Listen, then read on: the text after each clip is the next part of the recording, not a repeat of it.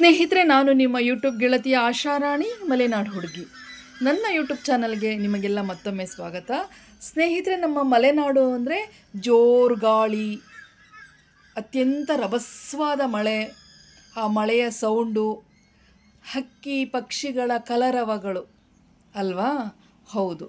ಆದರೆ ಇಲ್ಲೊಂದು ಪಕ್ಷಿಗಳ ಗ್ಯಾಂಗ್ ಅಂತ ಹೇಳ್ತೀನಿ. ಇದು ರೌಡಿಸಮ್ ಗ್ಯಾಂಗ್ ಅಂತ ಹೇಳ್ತೀನಿ. ಈ ಪಕ್ಷಿಗಳದು ನಮ್ಮನೆ ಹಿತ್ತಲಿನ ಮರಗಳಲ್ಲಿ ಇವರು ಸಾಮ್ರಾಜ್ಯನೇ ಶುರು ಮಾಡ್ಕೊಂಡ್ಬಿಟ್ಟಿದ್ದಾರೆ. ಎಷ್ಟು ಜನ ಇದ್ದಾರೆ ನೋಡಿ, ಅಬ್ಸರ್ವ್ ಮಾಡಿ. ಹಾಗೆ ಒಂದೊಂದು ಕೊಂಬೆ ಮೇಲೆ 10 ಜನ ಕೂತ್ಕೊಂಡಿದ್ದಾರೆ. ಎಕ್ಕದಮ್ ನೋಡಿದ್ರೆ ಅವ್ರು ಯಾರೂ ಕಾಣಿಸೋದೇ ಇಲ್ಲ. ಎಲೆಗಳ ಗರಿಗಳ ಮಧ್ಯದಲ್ಲಿ ಇವ್ರದ್ದೊಂದು ನನಗೆ ಹಿಂಸೆ ಸ್ಟಾರ್ಟ್ ಆಗಿದೆ. ಅಂದರೆ ಯಾವ ಥರ ಟಾರ್ಚರ್ ಕೊಡ್ತಾರೆ ನನಗೆ ಗೊತ್ತಾ ಫ್ರೆಂಡ್ಸ್? ಬೆಳಗ್ಗೆ 5:15 ಶುರು ಮಾಡ್ಕೊಳ್ತಾರೆ ಕಿರಿಚಲಿಕ್ಕೆ. ಕಿರಿಚ್ತಾರೆ ಕೂಗ್ತಾರೆ. ಅಂದರೆ 8:08ವರೆವರೆಗೂ ಕಿರಿಚ್ತಾರೆ. ಆಮೇಲೆ ಆಹಾರ ಹುಡ್ಕ್ಲಿಕ್ಕೆ ಹೋಗ್ತಾರೆ. ಅವ್ರು ಹೋದಾಗ ಅವ್ರ ಮಕ್ಕಳುಗಳದ್ದು ಸ್ಟಾರ್ಟ್ ಆಗಿರುತ್ತೆ ಇಲ್ಲಿ ಕಿರ್ಚೋದು. ಆಮೇಲೆ ಸಂಜೆ ಮತ್ತೆ ಆಹಾರ ಎಲ್ಲ ತೊಗೊಂಡು ಮನೆಗೆ ಬರ್ತಾರಲ್ಲ, ಆವಾಗ ಮತ್ತೆ ಜೋರಾಗಿ ಕಿರ್ಚೋದು. ಅದೇನು ಮಾತಾಡ್ತಾರೋ, ಅದೇನು ಜಗಳ ಆಡ್ತಾರೋ, ಸಂಭಾಷಣೆ ಮಾಡ್ತಾರೋ, ಅಥವಾ ಹಾಡು ಹೇಳ್ತಾರೋ, ಅಥವಾ ಒಬ್ರಿಗೊಬ್ರು ಹೇಗಿದೆಯಾ ನೀನು, ಚೆನ್ನಾಗಿದೆಯಾ, ಹೀಗೆ ಬಂದ್ಯಾ ಹಾಗೆ ಬಂದ್ಯಾ ಅಂದ್ಕೊಳ್ತಾರೋ, ಏನೂ ಗೊತ್ತಾಗಲ್ಲ. ಅವ್ರು ಕಿರ್ಚೋ ಸೌಂಡು ಎಷ್ಟು ನನಗಂತೂ ಅದರಲ್ಲೂ ನನಗೆ ಯೂಟ್ಯೂಬಲ್ಲಿ ಒಂದು ವಿಡಿಯೋ ಮಾಡಲಿಕ್ಕೆ ಎಷ್ಟು ಶ್ರಮ ಹಾಕಿ ನಾನು ಮಾಡಬೇಕಾಗಿದೆ ಅಂದರೆ ಫ್ರೆಂಡ್ಸ್.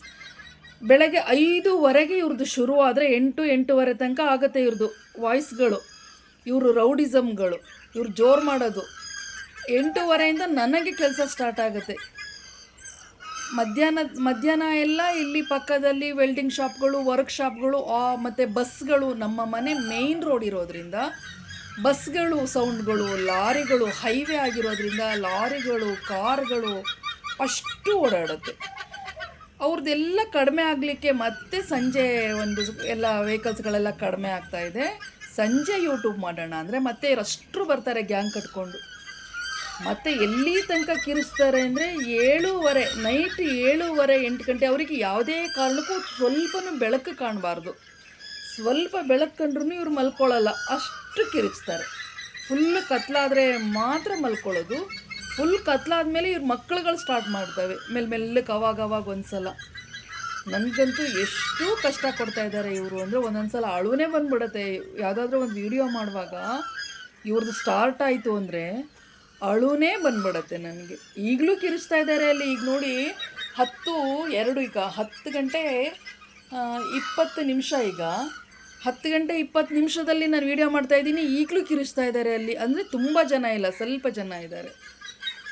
ದೇವ್ರೇ ಅನಿಸುತ್ತೆ ಫ್ರೆಂಡ್ಸ್. ಇವರು ಜಸ್ಟ್ ಈಗ ಒಂದು 4 ವರ್ಷದಿಂದ ಬಂದಿರೋದು. ಎಲ್ಲಿಂದನೋ ವಲಸೆ ಬಂದಂಥ ಹಕ್ಕಿಗಳು ಇವು ಕೊಕ್ಕರೆ ಆಕಾರದಲ್ಲಿದೆ. ಮೂತಿ ಮಾತ್ರ ಫುಲ್ಲು ಚೂಪು, ಹೆಚ್ಚು ಕಮ್ಮಿ ಒಂದು ಅರ್ಧ ಅಡಿಯಷ್ಟುದ ಇವಕ್ಕೆ ಮೂತಿ ಇದೆ. ಚೂಪಾಗಿ ಮೂತಿ, ಒಂದು ಕೊಕ್ಕರೆ ಥರ ಆಕಾರ. ಬಟ್ ಕೊಕ್ಕರೆ ಅಲ್ಲ, ಕೊಕ್ಕರೆಷ್ಟು ಕಾಲು ಉದ್ದ ಇಲ್ಲ, ಕಾಲು ಪುಟ್ಟದಾಗಿದೆ.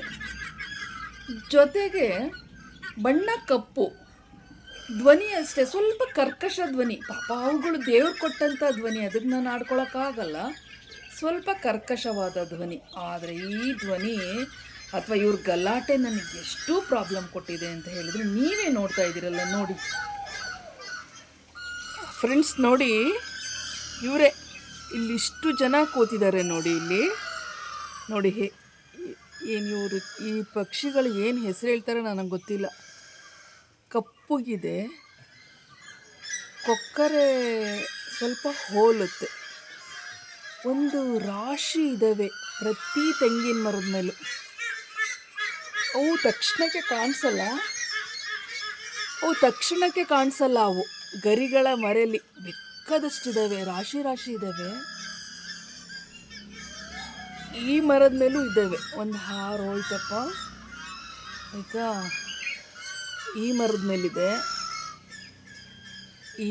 ಮೇಲಿದೆ, ಅಲ್ಲಿ ನೋಡಿ ದೂರದಲ್ಲೊಂದು 2 ಮರ ಇದ್ದಾವೆ ನೋಡಿ.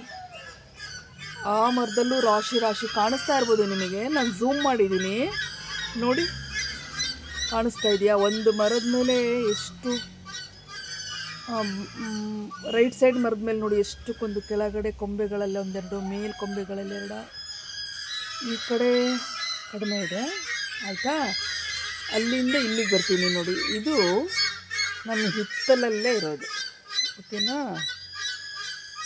ತುಂಬ ದೂರ ಇಲ್ಲ, ಒಂದು 100 ಮೀಟ್ರ್ ದೂರ.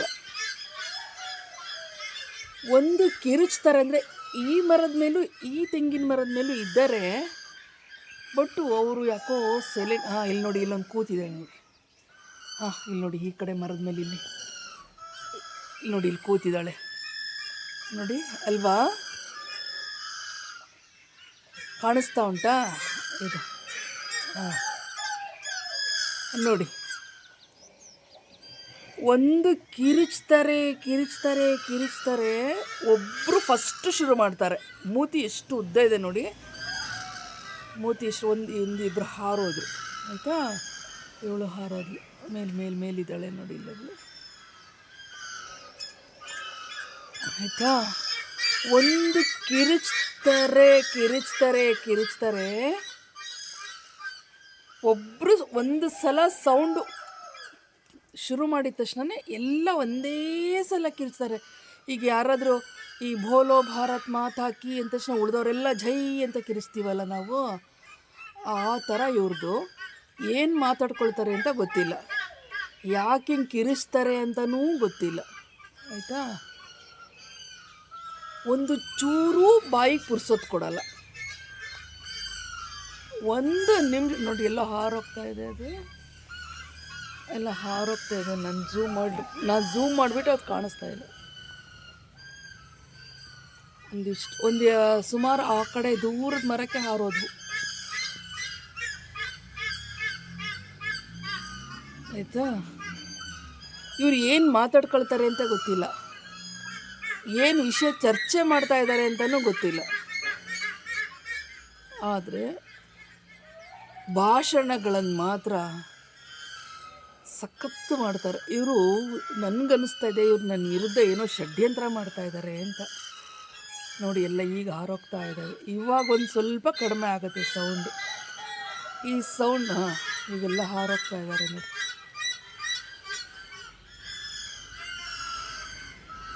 ಈಗ ಸ್ವಲ್ಪ ಹಾರೋದ್ರು, ಈಗ ಸ್ವಲ್ಪ ಕಡಿಮೆ ಆಯಿತು. ಮತ್ತೆ ನಿಮಗೆ ಎಷ್ಟು ಗಂಟೆಗೆ ಸ್ಟಾರ್ಟ್ ಆಗುತ್ತೆ ಅಂತ ಇವಾಗ ಟೈಮ್ ಗೊತ್ತಾ ಫ್ರೆಂಡ್ಸ್? ಈಗ ಟೈಮ್ ಬಂದು 6:30.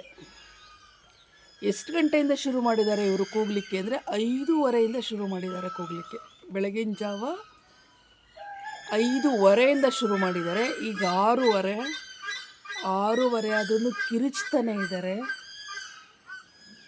ಇವು ಮರಿಗಳು ಹಾಕ್ಬಿಟ್ರಂತೂ ಶಿವನೇ ಬೇಡ ನಮ್ಗೋಳು.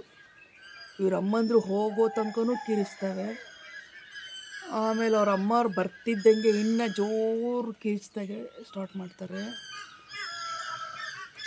ನೋಡಿ. ಇನ್ನೂ ಇದ್ದಾರೆ, ಸುಮಾರು ಜನ ಇದ್ದಾರೆ, ಎಲ್ಲರೂ ಹೋಗಿಲ್ಲ, ಒಂದು ಸ್ವಲ್ಪ ಜನ ಹಾರೋದ್ರು. ಅವ್ರು ಏನು ಮಾತಾಡ್ಕೋತಾರೆ, ಏನು ಮೀಟಿಂಗಾ? ಪ್ರತಿದಿನ ಒಬ್ಬರು ಮುಖ ಒಬ್ರು ನೋಡಿದ ತಕ್ಷಣ ಮೀಟಿಂಗಾ ಅದು ಗೊತ್ತಿಲ್ಲ, ಅಥವಾ ಕಷ್ಟ ಸುಖ ವಿಚಾರಿಸ್ಕೊಳ್ತಿದ್ದಾರಾ ಅದು ಗೊತ್ತಿಲ್ಲ. ಫ್ರೆಂಡ್ಸ್, ನೋಡಿದ್ರಲ್ಲ ನನ್ನ ಪ್ರಾಬ್ಲಮ್ಮು. ಜೊತೆಗೆ ನಮ್ಮ ಬ್ಲ್ಯಾಕಿ, ಸ್ವೀಟಿ, ನಮ್ಮ ಮಿಂಚು, ಅವುಗಳ ಜೊತೆಗೆ ಇವುಗಳು ಸೇರ್ಕೊಂಡ್ಬಿಟ್ಟಿದ್ದಾವೆ. ಎಷ್ಟು ನನಗೆ ಟಾರ್ಚರ್ ಕೊಡ್ತಾರೆ ಅಂದರೆ, ಇವರು ನನ್ನ ವಿರುದ್ಧ ಷಡ್ಯಂತ್ರ ಮಾಡ್ತಾ ಇದ್ದಾರಾ ಅಂತ ಅನಿಸುತ್ತೆ. ಕರೆಕ್ಟಾಗಿ ನಾನು ಲೈವ್ ಮಾಡೋ ಟೈಮಿಗೆ ಕರೆಕ್ಟಾಗಿ ಕಿರ್ಚ್ಲಿಕ್ಕೆ ಶುರು ಆಗ್ತಾರೆ. ನನಗೆ ಎಷ್ಟೋ ಲೈವಲ್ಲಿ ಬೇಕಿದ್ರೆ ನೀವು ಕೇಳಿಸ್ಕೊಳ್ಬೋದು ಇವು ಕೂಗೋದು. ಜೊತೆಗೆ ವಿಡಿಯೋ ಎಡಿಟಿಂಗ್ ಮಾಡೋ ಟೈಮಿಗೆ ಕರೆಕ್ಟಾಗಿ ಕೂಗ್ಲಿಕ್ಕೆ ಶುರು ಮಾಡ್ತಾರೆ. ನನಗೇನಿದು, ಯಾರಿಗೆ ಹೇಳೋಣ ನಮ್ಮ ಪ್ರಾಬ್ಲಮ್ಮು ಅನಿಸ್ಬಿಟ್ಟಿದೆ ಫ್ರೆಂಡ್ಸ್. ಈ ಮಲೆನಾಡಿನಲ್ಲಿರುವ ಎಲ್ಲರಿಗೂ ಇದೊಂಥರ ಸಾಮಾನ್ಯ. ನಾನು ಇದನ್ನು ಖುಷಿಯಾಗೇ ಹೇಳ್ಕೊಳ್ತಾ ಇದ್ದೀನಿ. ನನಗೇನೋ ತುಂಬ ದೊಡ್ಡ ಅಪರಾಧ ಮಾಡಿದಾವೆ ಇವು ಅಂತ ಹೇಳ್ತಾ ಇಲ್ಲ, ಸುಮ್ಮನೆ ಪ್ರೀತಿಯಿಂದ ಗದರಿಸ್ತೀನಿ ಅಷ್ಟೇ. ಓಕೆ, ಹೋಗ್ರಿ ಆ ಕಡೆ, ಯಾಕೆ ನಂಗೆ ಹಿಂಗೆ ಥರ ಟಾರ್ಚರ್ ಕೊಡ್ತೀರಾ ಅಂತ ಹೇಳಿ. ನನ್ನ ವಿಡಿಯೋ ಏನು ಅನ್ನಿಸ್ತು ಫ್ರೆಂಡ್ಸ್ ನಿಮಗೆ? ದಯವಿಟ್ಟು ನಾನು ಮಲೆನಾಡು ಹುಡುಗಿ, ಮಲೆನಾಡಿನ ಚಿತ್ರಣದ ಜೊತೆಗೆ ಮಲೆನಾಡಿನ ಚಿತ್ರಣ ಒಮ್ಮೊಮ್ಮೆ ನಮಗೆ ಹೇಗೆ ಕಿರಿಕಿರಿ ಕೊಡುತ್ತೆ ಅಂತ ಹೇಳಿ ತೋರಿಸಿರೋದಷ್ಟೇ. ನನ್ನ ವಿಡಿಯೋ ನಿಮಗೆ ಏನು ಅನ್ನಿಸ್ತು ಅಂತ ದಯವಿಟ್ಟು ಒಂದು ಕಾಮೆಂಟ್ ಮೂಲಕ ತಿಳಿಸಿ. ನಿಮಗೂ ಈ ರೀತಿಯ ಅನುಭವ ಆಗಿದರೆ ದಯವಿಟ್ಟು ಒಂದು ಮೆಸೇಜ್ಗಳನ್ನು ಹಾಕಿ ಏನು ಅನುಭವ ಆಯಿತು ಅಂತ ಹೇಳಿ ನನ್ನ ಜೊತೆ ಹಂಚ್ಕೊಳ್ಳಿ. ಹೊಸೊಬ್ಬರು ಸಬ್ಸ್ಕ್ರೈಬ್ ಮಾಡ್ಕೊಂಡು ನೋಡಿ, ಲೈಕ್ ಮಾಡಿ. Thank you so much.